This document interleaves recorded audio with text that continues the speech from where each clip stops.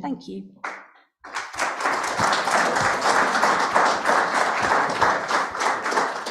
Okay, so next up we have Rebooting Science and Innovation Thanks to Communities by Thomas Landrain.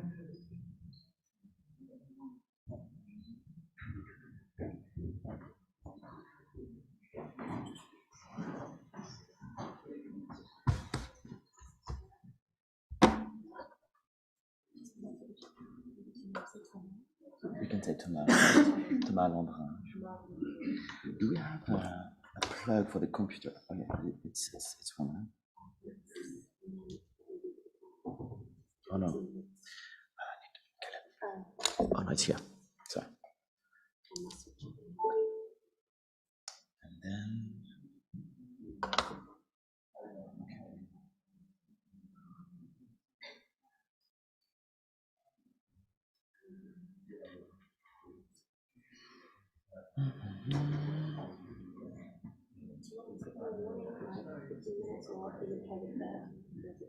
You'll have 20 minutes in total, including questions.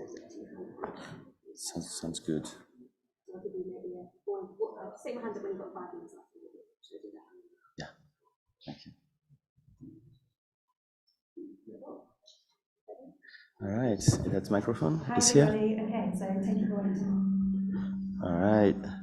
Hello, everyone. Can you hear me correctly? Yeah? Cool. So very nice meeting you all. Had a great day yesterday. Fantastic crowd. I'm going to share some thought about an experiment that I started about 4 years ago. It's called Just One Giant Lab, and it's kind of like trying to do DeSci without Web3 at first. And there are some thoughts and some learnings and some things I think that would be interesting for the whole DeSci Web3 movement to get. As I was saying, I'm the co-founder and CEO of Drogo, and I'm going to present you my own little story. So first, like a bit of background. I started as a researcher, an academic scientist in synthetic biology. But then quite fast, I sidetracked into exploring the DIY bio and biohacking movements. Back in the days, the very early age of DIY bio, back in 2009. That was for me my first experience of doing community-driven science. DIY bio at the time was very, very much of a small community, and we were asking ourselves questions like, what the future of biology, if we can do biology in our own bedroom, basically, or in our own kitchen. And so it sparked really a lot of different kind of perspective that other kind of perspective that you would normally have as an academic researcher. And really I found this fascinating and in fact so fascinating that I decided to leave academia for good. And so after this, I also started a company called PD with McDyes, but went back to exploring alternatives to the academic system and really pushing forward the model of community-driven science innovation with Drogo. So first of all, I would say welcome to the age of communities, right? It's a very exciting time. Even though communities have always been around, it's a very natural thing for us humans to come together, except that communities at the time, before the internet, were mostly local, right? At the village scale. But thanks to the internet, it means that we can actually feel more close to somebody that lives out, on the other side of the planet than your own neighbor. And really, this just changes everything. It means that we can now create critical mass of people, of similar-minded people, much more easily, and so we can, move forward on subjects that would have been harder back in the time, rather than today. So, new opportunities, and especially for doing complex projects like scientific research or innovation. And in fact, when you look at science innovation, I think you mostly be agreeing here, it's still a very boring process, very vertical. We are, at least in academia, we could almost call it a highway, right? It's once you take the highway, you have a few exits, but it's mostly all straight, right? And you're supposed to get to the end if you're not having any accidents on the road. And so the point is, and I think most people here are concerned about this, is how do we destroy this verticality and decentralize the whole approach. And another aspect I'd like to point out is there is another goal for us to attain, is how to make science innovation more inclusive, more accessible, not in terms of access to information, but just who has the ability to express interest and participate in the process. Just here a few data. If you consider the amount of people that participate as an author in publications, it's about 9 million. That means that you only have about 1/1000th of the world's population that actually contributes to published science innovation. So it's very small when you almost have 3 billion people that got a higher education degree. So there is room for improvement. We can do much more. The question is how. Another thing is, you probably know about this graph, is pretty famous, but it also shows that within the system, the academic system, it can be challenging for even young researchers today to find opportunities the same way their ancestors, our ancestors back, like 40 years ago, for example, had before. Like the age, when you were between 25 and 35, the probability for you to get grants is very small. And I like to use an example, which is Darwin, even though it's very bad back in the day. But Darwin, started his journey on the Beagle at the age of 21. And so it would be, I think, very, very difficult to think that today somebody of the age of 21 will actually be starting a whole research journey. It's like finish your master first, right? And same for Einstein. Einstein actually published its main papers before the age of 30. So there is some here of to consider is how do we provide opportunities to people that requires them, basically. And then we have another trend, which is we're post-COVID, so now it becomes normal. But remote work and community interactions are really becoming a normal part of our life, and this is great again. And so what I've been interested in is how do we develop highly efficient communities that can work together on scientific projects and innovation projects. And really what we've been observing is in order to make this happen, we need to solve like many problems, especially if we want to work on complex projects. First is there's always like a transparency, as well of scalability. We need to solve this, and also as I was pointing out before, of meritocracy. There is very much of an elitism aspect in science in general. Your original conditions really help design your own future, right? So is how do we balance that? And then a lack of trust. I've seen some people, especially in Web3, talk about trustless. I think this is a concept that very much cannot really apply to science. I think we need to build real trust, between individuals, and we can do that based on actual evaluation. I'm going to explain that a little bit after. That's the whole point of Drogo, is to build the infrastructures so that the communities of the future will be able to lead scientific discovery, innovation and impact. And just to make a reference to the previous talk, it's very important that we don't try only to make things more efficient, but also like more fun, right? It's really, really important, and sometimes we forget about how important it is to have cohesion in the community, so that we have fun together. I think a conference like this one is a perfect example of how we make this happen. So Drogo is not a new project. It's been launched 3.5 years ago in July 2019. It's already global. We have more than 9,000 members on the platform from more than 100 different countries. As I will show you some examples of project and its history and when it boomed. And you can start to imagine that most of it happened during COVID, because it was the perfect use case for us. It's very highly interdisciplinary as well. And even though we, as biologists, most of the early projects and programs that we ran on the platform were about biology, I was very surprised that it grabbed the interest of many, many, many different kind of people. And so here you have the map, the skill map of the users on the platform. And so somehow our goal is to try to set up an infrastructure to be able to host the ecosystems, the communities, wherever they are and however they are structured, that are working on science, innovation, and impact in a way that we can connect them afterwards. Because most of the communities we know, once you are in that community, it's very hard for bridging two communities together, for example. And so the point is, we need our own spaces, but we need also to have those bridges. And so it's all about those bridges that also we are trying to hone here with Drogo. So I'm going to explain a bit more like the whole concept behind this graph afterwards. By the way,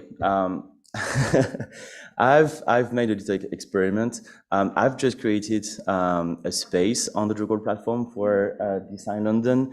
And so if you want to try out the platform and you want to stay in touch with each other, I encourage you actually to scan that little QR code and register directly on the space and have a look to it. So here is a little graph. If you look at the dates, you could say that, okay, this is probably the explosion of cases of COVID somewhere in the world.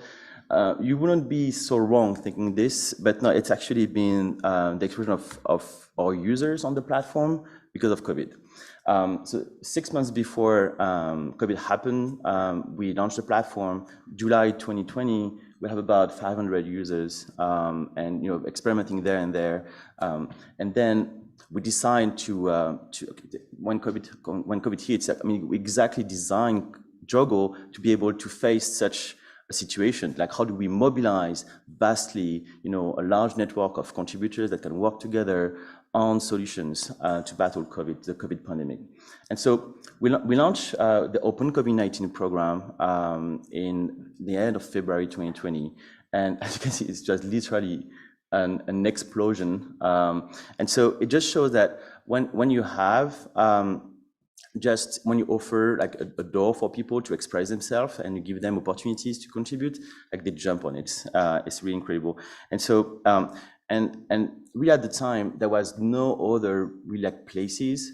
Well, you had places for volunteering, and to help locally, but you didn't have like a place for contributing to actual science or innovation in a distributed manner.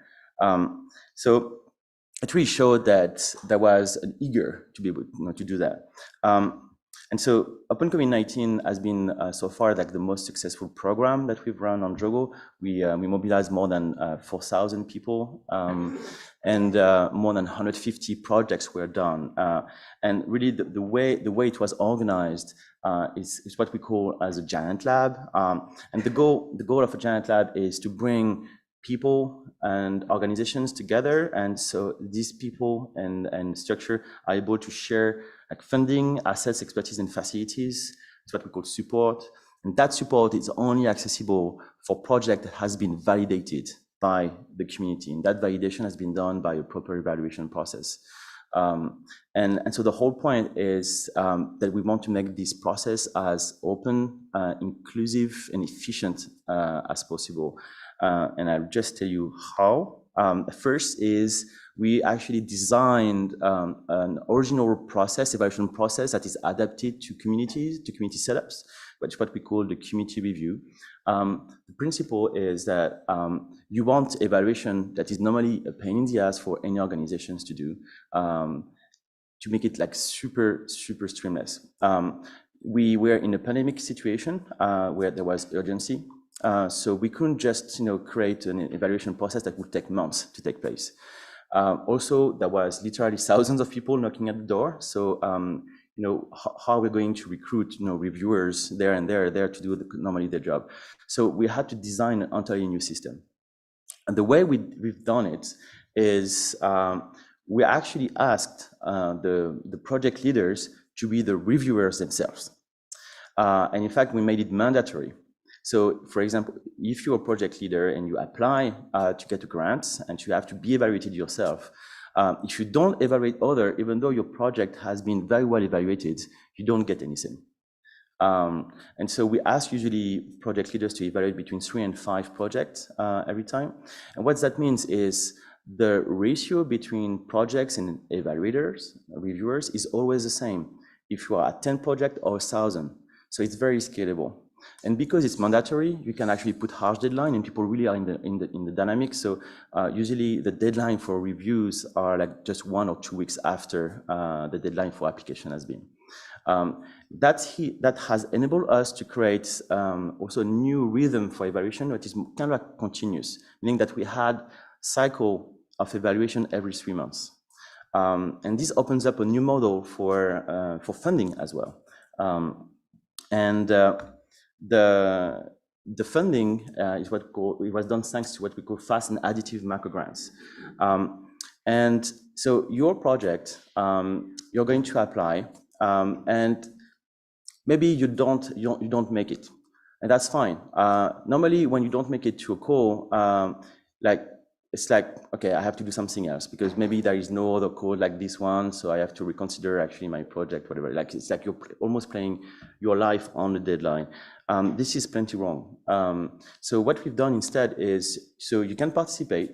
Obviously, because you are also bringing value to the system as an evaluator, it's interesting to also have people that will not necessarily have like validated project to participate. But imagine your project is rejected. You get still to learn from the evaluators, from the reviewers, and also because you have started to interact with the community.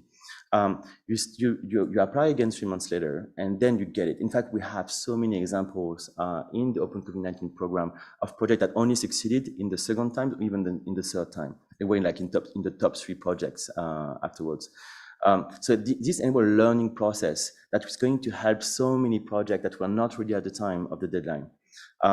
The other thing is, because we use only small amount of money, macrogrant, meaning like we don't provide like whole sum at first. So it's like we don't put all our eggs in the same basket. We're going to give macrogrants in an iterative fashion. So what it means is, in the case of Open COVID-19, you will get up to 5,000 euros per macrogrant. And if you had positive results, you could apply again 3 months later based on those new results, gets evaluated, and then funded again. And we had projects like that got funded 4 times, right? And so it really enables you to follow the project, and to have this continuous evaluation process. Second is, if a project doesn't work, it's fine. You didn't lose that much money, and you gave the opportunity for a group of people to explore something new. So it also de-risks a lot of things and enables you to fund a project that would not have been done or funded otherwise. And again, this is all about discovering talents, providing opportunities, being more inclusive. To give you some example, we actually funded a group of high schooler in Seattle. The way it was done, there were a group of 17 years old in Seattle. They wanted to design a software to help universities and schools to track COVID in their environment. And nobody was listening to them. There were a bunch of high schoolers, of course, right? So they came to Drogo, they created a proposal, they asked the community to review it, they got, validated. They thought that, okay, this is a great proposal, it looks very, very good. So they went above the quality threshold, they got funded. But the thing is, so it's not just funding, they got stamped, like validated by somebody that was an expert community. Thanks to that, they made a proof of concept. They installed it in one school, it worked great. They installed it in several other ones after, and they even created a startup thanks to this. And so it has completely changed it up, just providing them this opportunity. Another example is he's a lab technician in the Philippines, and he had an idea of to create a small system to do what we call genomic surveillance, basically to be able to detect the virus, the COVID virus in nature, in order to be able to, predict where it's going to go next, and what kind of variance is out there. he wanted to do it in a suitcase for less than €1,000, and completely openly as well. And so he made a proposal. It was just by himself at first. He didn't get it. Like the community thought that, okay, it looks interesting, but clearly not mature enough. It didn't stop there. What happened is, because the project was very sexy, he recruited some people from the community to work with him, and he got very interesting reviews on how to improve the project. He tried again 3 months later. He was in the top 3 project, got funded. He made a proof of concept. It was successful. He came back 3 months later with very positive results. He got funded again. So then he made a second suitcase. So there was 2 points to register data in the Philippines.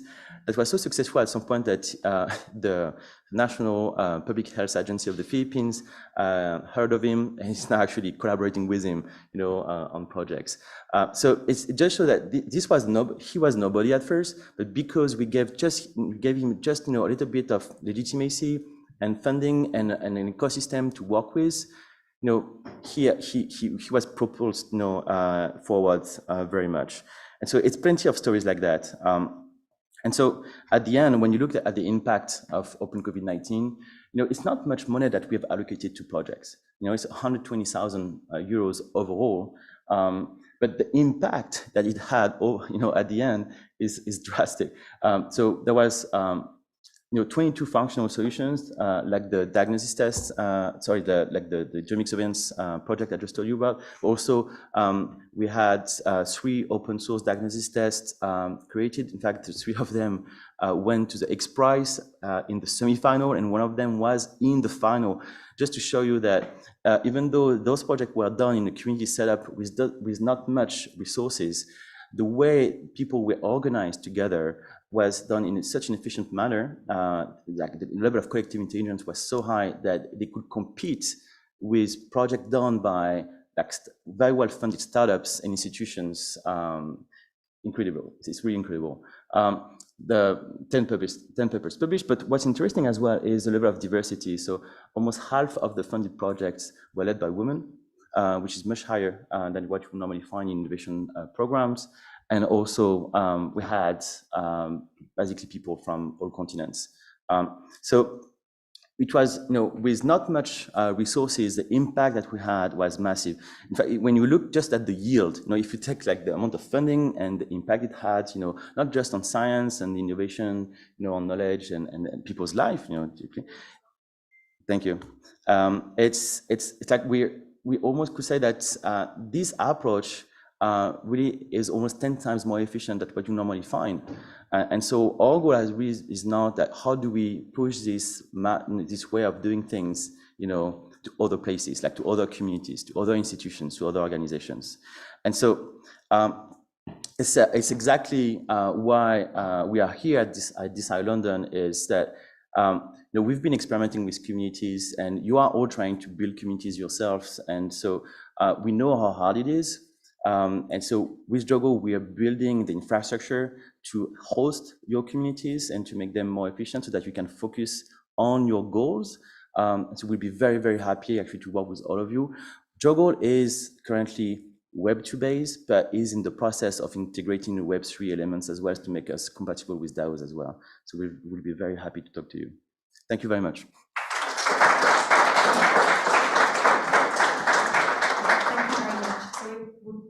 But maybe just have one very quick question, and you have one. If not, we yeah, in the back there. And just to say that if you, we have the DeSci London Jogo community, and we're going to post details to join there if you didn't quite catch it on the slide.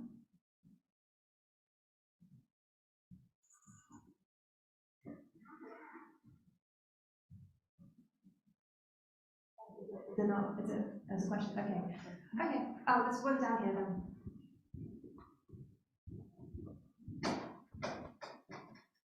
Yeah, thanks for the talk. How do you raise funding to fund these projects? I mean, where does the 120,000 euros come from? So in the case of Open COVID-19 and other kind of programs so far, Jogo is currently a non-profit, and the process of also for the project, for the platform to become a for-profit on the side. It's been mostly through philanthropy. So we raise funds at foundations or public institutions. But it's the way we want to make things happen in the future is to make this more scalable. So we're actually working on elements to enable financial management as well for communities on Drogo, because Open COVID-19 was funding, even though the responsibility, like the evaluation of projects, the support of projects was done in a decentralized manner, the funding was not done in a decentralized manner. Like we had to go look for funding.